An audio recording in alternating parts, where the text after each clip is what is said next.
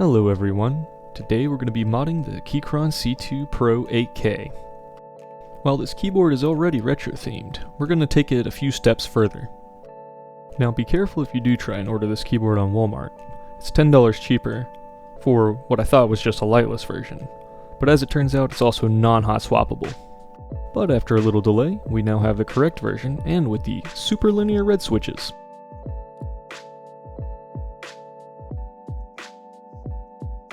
Now opening up our box, we've got our keyboard, we've got our USB cable, switch and keycap puller, screwdriver, and our Windows keycaps.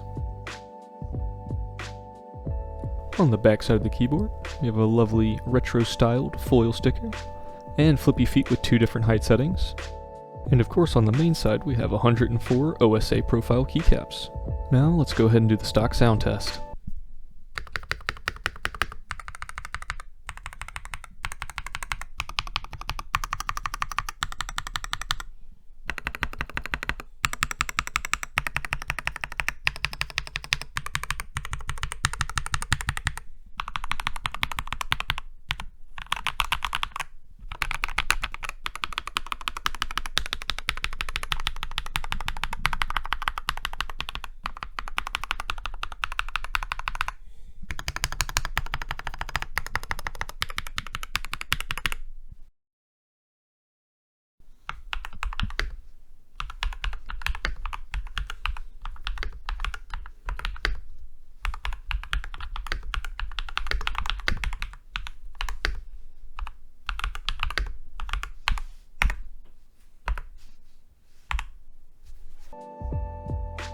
Let's take a look at our new parts. We have a 110 King Tactile Switches. We have a full set of keycaps from Hammerworks. This is including Numpad, mods, and our alpha keys, as well as some custom Windows keys. Let's not waste any time and get straight into the teardown.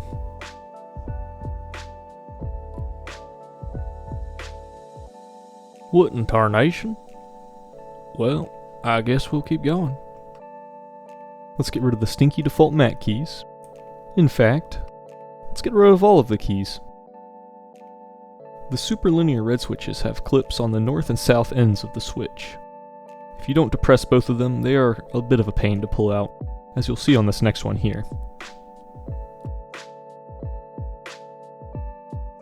Anyways, let's keep on going.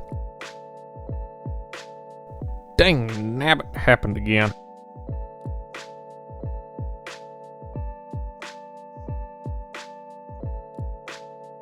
Since we're going to be tearing this keyboard all the way down, we're going to need to remove the 11 screws holding the plate and top case down to the lower half of the keyboard. Be advised that the plate is mounted and clipped into the top case, so they will have to be removed together as a single piece.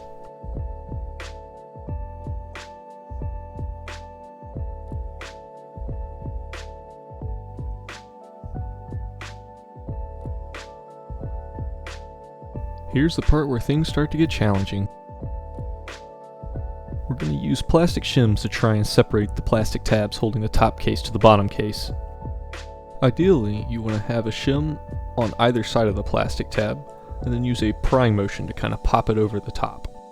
For a better example of this technique, go ahead and skip to 5 minutes and 55 seconds, otherwise you can watch me struggle along here.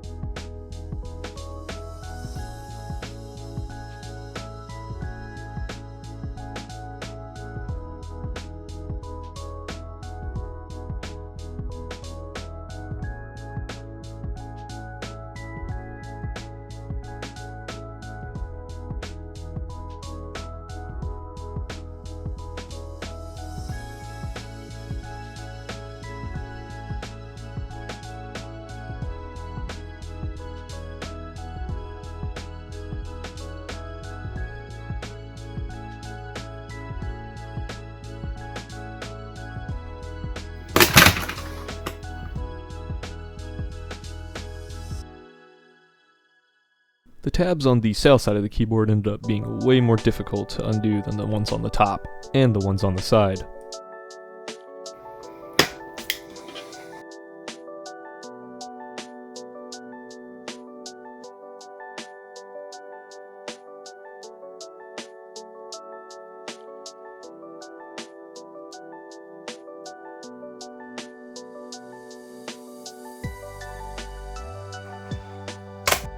And with that, the top case has been completely separated.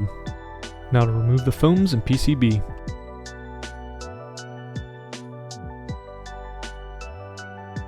And to make our custom mechanical keyboard custom, we're going to be replacing the stock blue LEDs with green ones to give it even more of a retro theme. Here are the physical measurements of the LEDs, the opening on the back. Here's their operating voltage. And these are the parts I picked out on eBay for replacement. So let's go ahead and get to replacing.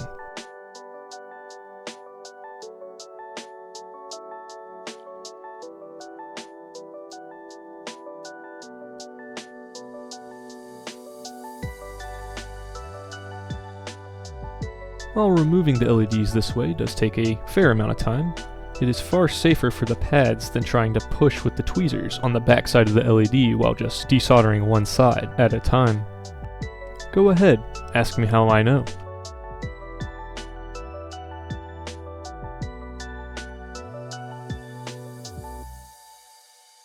And with the first LED done, and tested and working, let's go ahead and rush the last three and do a botch job on the very last LED on the board. But don't worry, it still works.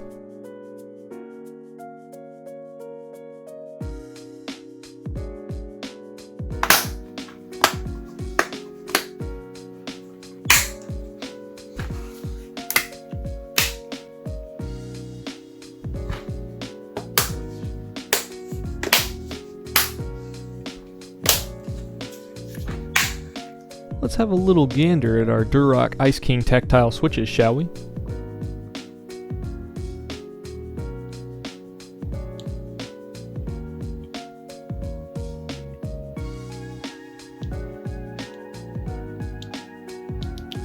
This is where the fun begins. Let's add our switches to the board.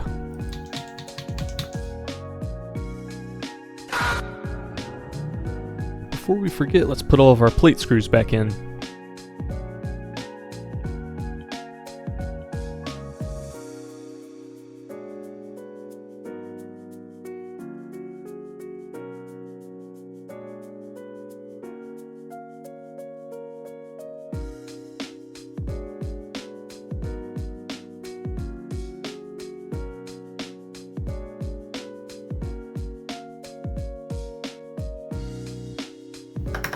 Well, I suppose I'm just not allowed to build a keyboard at this point.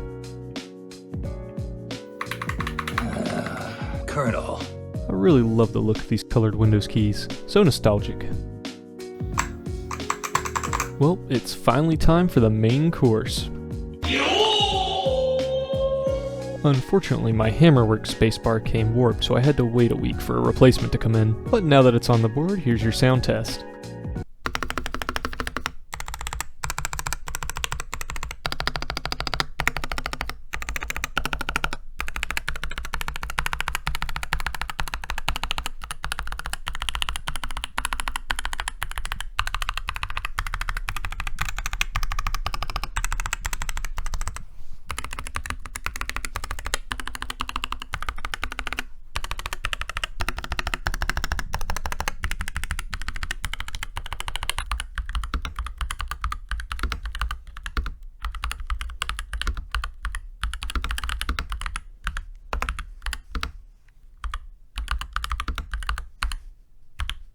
One little thing to note about the Ice Kings is that when they're depressed, if you wobble the stem around, they do squeak a little bit.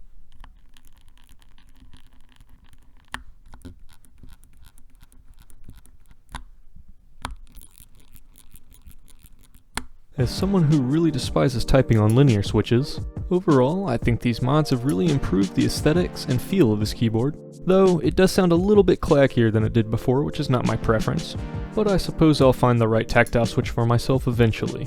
But anyways, until next time, y'all be blessed.